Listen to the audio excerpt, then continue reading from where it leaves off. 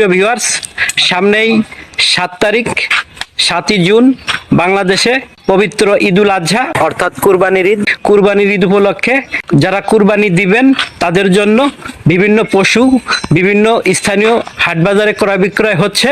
সেই উপলক্ষে যারা পশু পালন করেন তারা বছরব্যাপী পশু পালন করেছেন, এখন বিভিন্ন পশুর হাটে সেগুলো বিক্রির উদ্দেশ্যে নিয়ে যাচ্ছেন। সেরকমই দেখছেন দুটো পোষা গরু অর্থাৎ এড়ে গরু ইনারা বিক্রির জন্য স্থানীয় শুক্তাইল ইউনিয়ন উচ্চ বিদ্যালয়ের হাটে নিয়ে যাচ্ছেন। এটি গোপালগঞ্জ জেলার সদর উপজেলার শুক্তাইল ইউনিয়নের শুক্তাইল উচ্চ বিদ্যালয়ের প্রাঙ্গণে অবস্থিত।